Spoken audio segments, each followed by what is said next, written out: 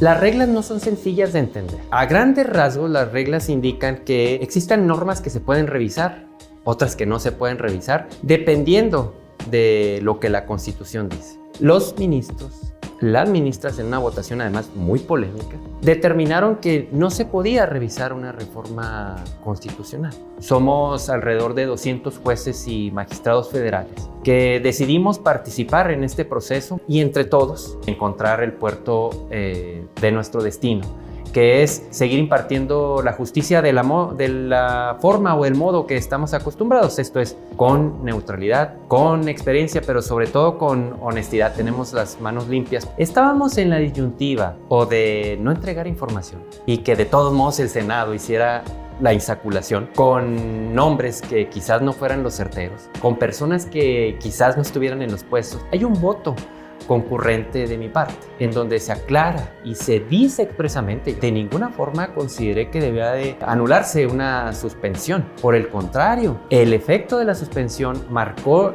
ese voto decisivo y yo simplemente le dije: téstele. Entonces me parece que habría que estar muy atentos y ahí la importancia de que la ciudadanía se comprometa, busque alternativas en este proceso. Determinará los destinos del control del poder y la interpretación que los jueces y magistrados en todo el país deban de hacer.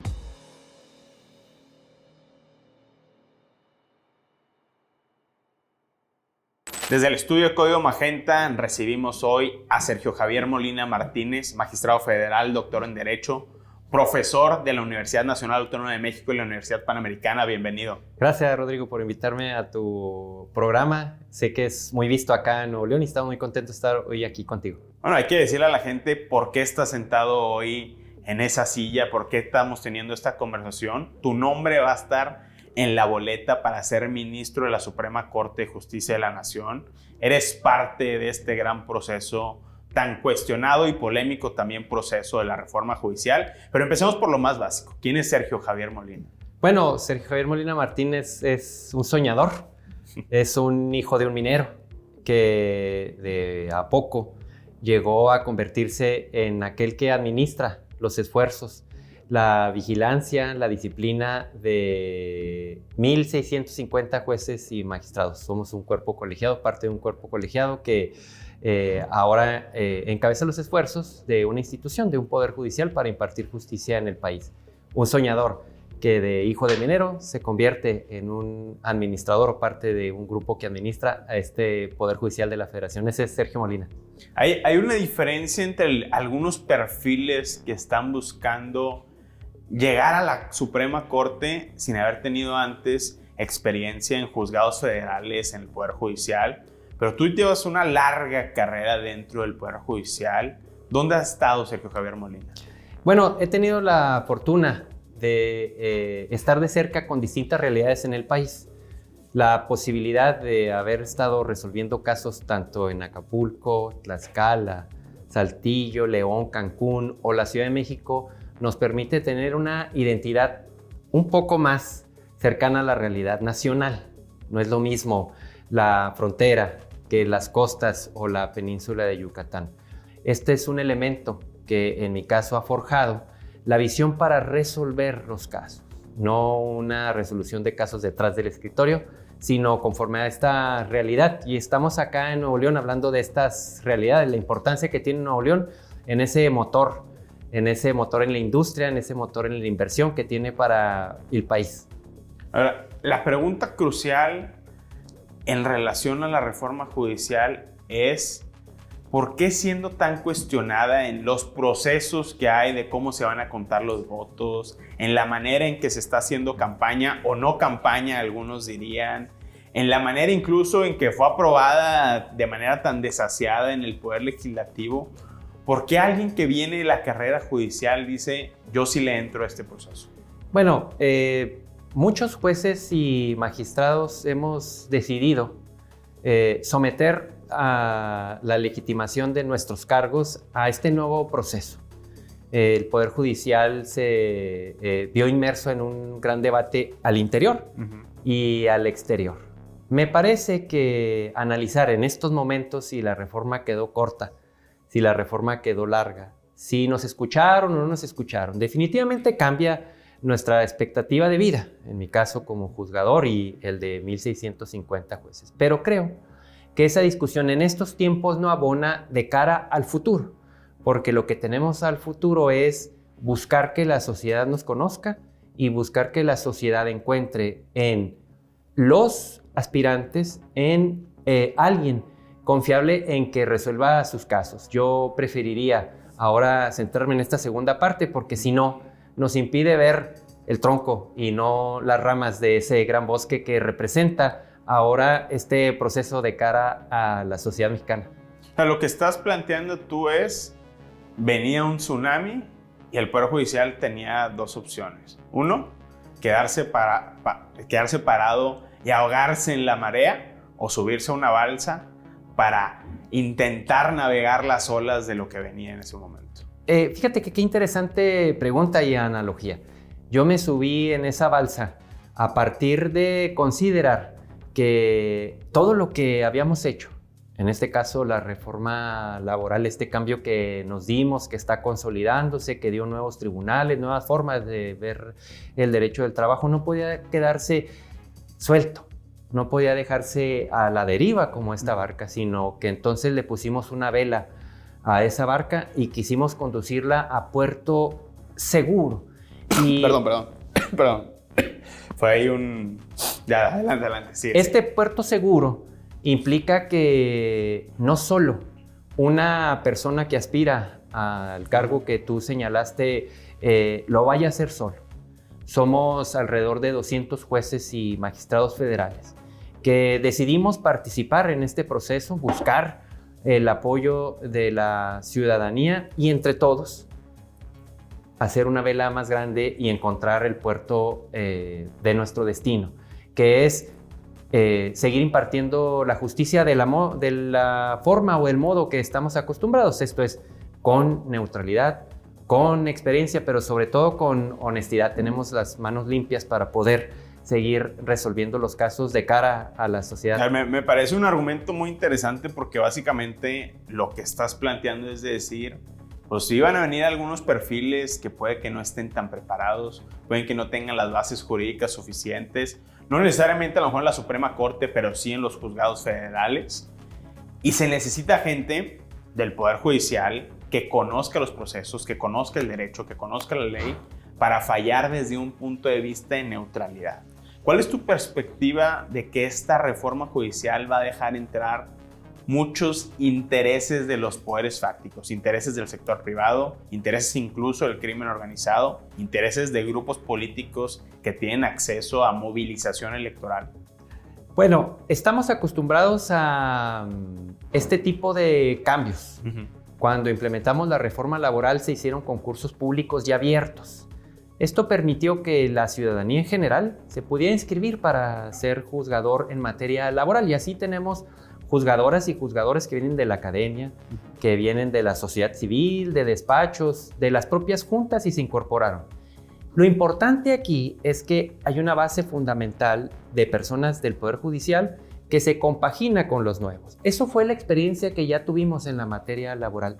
Esto va a suceder de nueva cuenta en la reforma judicial, porque con esta base grande que tenemos de jueces y magistrados que decidieron sumarse a la elección, que seguramente transitarán y serán designados por la ciudadanía en este caso, se compaginará con aquellos que vienen de diversos sectores.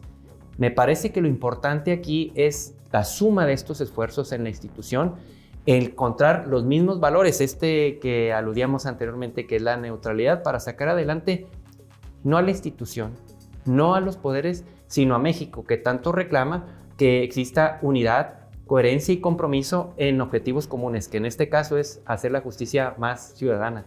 A ver, denunciaba en el Senado la oposición que muchas de las plazas, pues, estas elecciones prácticamente es innecesaria porque ya están decididas. ¿Cuál ha sido tu experiencia en este momento de lo que ha sido el proceso de la reforma judicial? Bueno, yo hablaré por estos 200 jueces y magistrados que estamos sumándonos a este proceso. Yo hablaré por ellos y diré que en ellas y en ellos existe una profunda convicción de transitar, porque es su convicción, porque es su manera de de manifestar y de apoyar a la sociedad que es incorporándose. Entonces, yo hago votos por ellos y decirles que, al igual que su servidor, tenemos que mostrar a la sociedad este nuevo rumbo, esta nueva visión que es estar en los medios de comunicación, platicar con los expertos en comunicación como lo eres tú, para mostrarles y decir, no vamos a variar el contenido de la ley, no vamos a aplicar mayores o menores sanciones, sino simplemente aplicar la ley conforme a la realidad, no desde el escritorio, no desde la forma, sino en el fondo, contribuir a la paz social, y de eso estamos convencidos y de eso podemos seguir platicando. Hablabas, a ver, yo soy en ciertos términos el magistrado o candidato a ministro que represento a este sector del Poder Judicial que sí va con la reforma. Pero el sector del Poder Judicial que no va con la reforma es muy amplio y ha sido muy crítico de cómo se ha llevado el proceso. ¿Qué has sentido tú en relación a las protestas de los trabajadores del Poder Judicial, en relación a juzgadores que dicen que se sienten agraviados por la reforma? Que tienen razón de estar agraviados o molestos o sentir que quedó, como dijimos, corta o larga, nos escucharon o no. Sin embargo, en estos momentos creo que no abonaría abrir la discusión de nueva cuenta, máxime que la Corte lo resolvió en meses pasados. No conviene abrir la discusión en ese sentido porque entonces impediría que estos 200 jueces y juezas, magistradas y magistrados que decidieron ya incorporarse al proceso, entonces les impediría mostrar a la sociedad este rostro distinto que busca, que es un mayor acercamiento. Entonces yo haría votos porque podamos seguir discutiendo de esta situación inédita en el país, 200 años de historia, pero que también veamos hacia adelante. Y hacia adelante es que no solo al interior tenemos que convencernos, sino al exterior, a la sociedad, a los medios de comunicación, de que estos 200 jueces y magistrados, en torno a un principio de neutralidad, de experiencia y de honestidad, nos tiene que conducir a este puerto, habíamos dicho, con esta balsa y esta gran vela, a este puerto seguro, por México, por la sociedad, por las instituciones, por la inversión. El grupo disidente a la reforma judicial dentro del Poder Judicial ha sido crítico respecto a dos decisiones que has tomado en tribunales. Una, tu voto como consejero de la Judicatura, donde ellos dicen, ¿sabes qué? Terminó de inclinar la balanza para legitimar y que avanzara el proceso de la reforma judicial, este tema tan polémico que fue reportado por el periódico El País. Y otro también, la decisión de decir, ¿sabes qué? Sí se debe perseguir a los jueces que promovieron o que aceptaron suspensiones que estaban deteniendo la reforma judicial. ¿Cuál es tu perspectiva de estos dos asuntos, de lo que sí puedes platicar de estos dos asuntos? Qué bueno que me das la oportunidad de aclarar a la población, a tu auditorio, estos dos momentos. Comenzaré por este voto decisivo para que las listas se entregaran al Senado. Gracias. Estábamos en la disyuntiva o de no entregar información y que de todos modos el Senado hiciera la insaculación con nombres que quizás no fueran los certeros, con personas que quizás no estuvieran en los puestos. Si así estamos todavía haciendo aclaraciones con información oficial, imaginemos cómo hubiera sido si no hubiéramos mandado la información. Además, quiero aclarar, hay un voto concurrente de mi parte, en donde se aclara y se dice expresamente, yo los invito a conocerlo, en donde de ninguna forma consideré que debía de anularse una suspensión. Por el contrario, el efecto de la suspensión marcó ese voto decisivo y yo simplemente le dije, téstele, bórrele el nombre de las personas que promovieron el amparo, de tal suerte que en mi caso en ningún momento he señalado que había que desconocerse alguna suspensión. Está el voto y los invito a conocerlos. Eso es por una parte. Por la otra, a mí me parece importante analizar la perspectiva de la situación que nos condujo a este momento. Desde luego que nosotros hemos aludido a una neutralidad en la visión que se debe de establecer. de la reforma. Y la reforma a mí me parece que está en un texto que aún es vigente y tendremos entonces que situarnos en esa realidad, y es por eso que estamos ahora acá platicando de estos importantes temas. Y otro tema importante que hay que platicar, que creo que a México le interesaría conocer la opinión del magistrado, de un magistrado tan ilustrado como es Sergio Javier Molina. Por ejemplo, ¿cuál es su perspectiva de lo que argumentan algunos constitucionalistas, que dos poderes, el ejecutivo y el legislativo, se voltearon en contra para atacar o para controlar y cooptar al otro poder, que es el poder judicial? Con base, por ejemplo, en la reciente reforma de supremacía legislativa que fue aprobada en el Congreso. Bueno, las mayorías en un régimen democrático, en un régimen constitucional, un régimen como el nuestro, en donde la mayoría es la que va determinando las políticas públicas, la visión del derecho, el depósito en una norma suprema de la ideología o de la manera de pensar de los que detentan la mayoría a partir de los votos, son los que van determinando la conducción del país. Esto, como académico, como profesor, como alumno, lo hemos recibido. En otras partes del mundo sucede lo mismo. Esto es, el que tiene las mayorías para modificar la Constitución, para modificar las leyes, es el que va marcando las reglas. Nosotros, como juzgadores, me parece que tendremos que atenernos a estas reglas e incorporarnos, en su caso, a la dinámica que las mismas las establecen. A mí me parece que es lo que estamos haciendo. Estos jueces, tu servidor, algunas y algunos otros compañeras y compañeros que hemos decidido participar, es lo que estamos reconociendo, que son las reglas vigentes, un poco para que la gente pueda comprender de mejor forma. Son las reglas del juego. Sí. Y en las reglas del juego hay dos supuestos: o te incorporas o no te incorporas. Si te decides incorporar, entonces tienes que ser muy audaz, muy sagaz y muy convincente para lograr que la ciudadanía pueda entender este mensaje y, en consecuencia, poder hacer este tránsito de mejor forma y hacer otra vez esta balsa con esta gran vela que llegue a mejor puerto. Ha habido temas en ese sentido, hablando de contrapesos, de control constitucional, pues muy polémicos en lo que ha sido la definición de la Suprema Corte en relación a estos cambios tan profundos que ha habido promovidos desde el Poder Ejecutivo y aprobados por el Poder Legislativo. ¿Cuál es la perspectiva del magistrado Sergio Javier Molina, por ejemplo, de hasta dónde llegan los límites de lo que llaman los abogados la convencionalidad, de que los tratados internacionales o las resoluciones de la Corte Interamericana de Derechos Humanos pues tengan alguna asidero en lo que realmente están decidiendo los ministros de la Suprema Corte?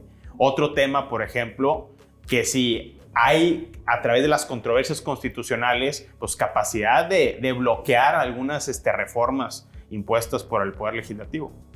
Miren,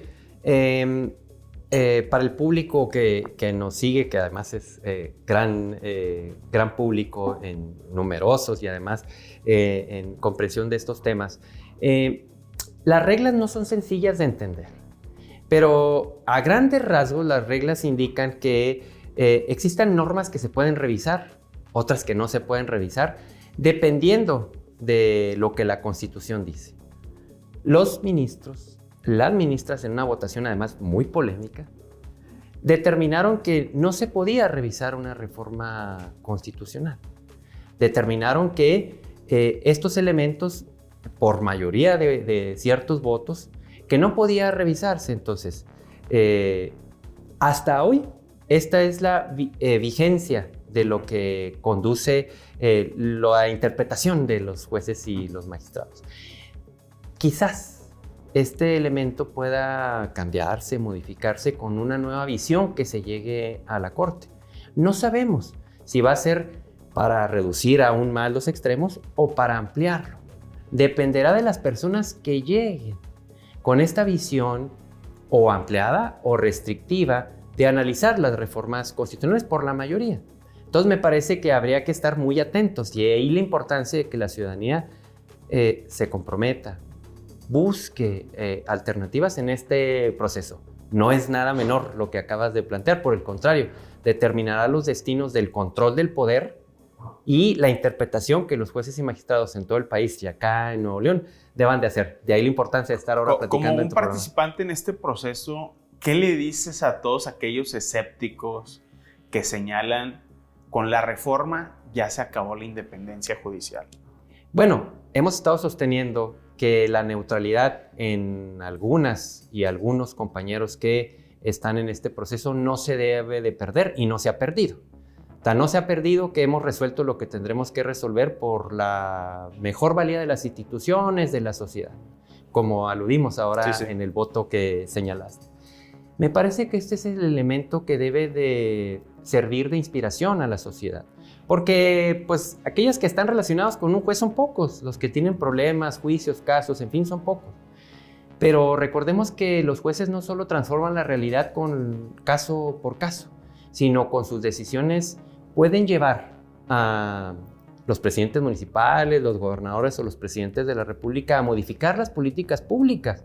De ahí la importancia de que las personas conozcan este proceso y se vayan comprometiendo de poco a poco. Los medios de comunicación como este es sumamente importante para que podamos estar conectados con esta visión y con esta importancia. Recordemos que los jueces cambian la realidad. Constantemente la están cambiando con sus decisiones, no solo en lo individual, sino en lo colectivo. De ahí que debemos de cambiar ese escepticismo por positivismo y decir, si no lo hago yo, lo van a hacer otras personas. Y qué mejor que con esta posibilidad de decidir que todos podamos incidir en este principio que me parece fundamental. La neutralidad, no resolver la forma, sino el fondo y buscar que estos elementos relacionados con la realidad, con la justicia en la sociedad, sean los que prevalezcan.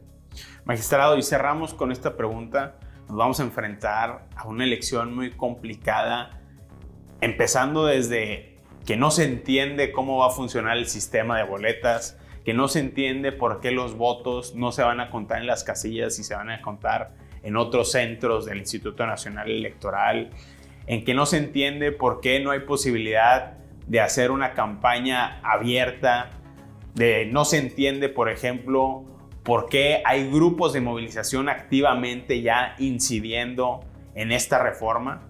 ¿Cómo blindas a un candidato a un puesto como ser ministro de la Suprema Corte de Justicia del tráfico de influencias? Es decir, los que van a llegar al máximo tribunal y que van a tener una tarea importantísima para la República, no van a tener un dueño que no sea el Estado mexicano.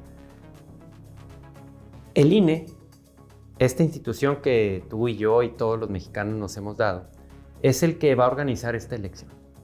El INE es experto, tiene más de 30 años organizando elecciones y es el que ahora está estableciendo las reglas. Una de las reglas que ha establecido pues es clara, la manera en que tenemos que conducirnos, la manera en que tendremos que llevar a cabo ciertas acciones o no. Yo confío en el INE, porque el INE fue el que determinó que la presidenta actualmente de la República lo sea, los diputados, los senadores e indirectamente en las elecciones locales. Me parece que dudar de que el INE ahora no va a hacer la misma tarea que con seriedad ha hecho en otras elecciones sería dudar de o establecer en segundo término los procesos. Yo haría votos porque sea el INE el que se encargue de esta difusión, de esta regulación y nos estamos sujetando a las reglas que un árbitro lo establece, porque si queremos ser árbitros, a su vez tenemos que cumplir las reglas y en ese proceso estamos. Es por eso que hoy hacemos un llamado a todos los medios de comunicación para que ayuden al INE a divulgar la importancia que este proceso tiene, porque 200 años de historia no se pueden conocer tan fácilmente. Entonces, me parece que esta entrevista y seguramente las que puedan seguir viniendo van a ser muy ilustrativas para tu público de la importancia que reviste, de la necesidad que tenemos de conocer este proceso y de cómo un juez, una juez, cambian tu realidad. Pues, magistrado Sergio Javier Molina Martínez, quien va a estar en la boleta como candidato a ministro de la Suprema Corte de Justicia, muchas gracias por estar en Código Magenta. Muchísimas gracias y seguramente seguiremos hablando de los temas de la reforma laboral que tanto interesan acá en Nuevo León. Así es. Gracias.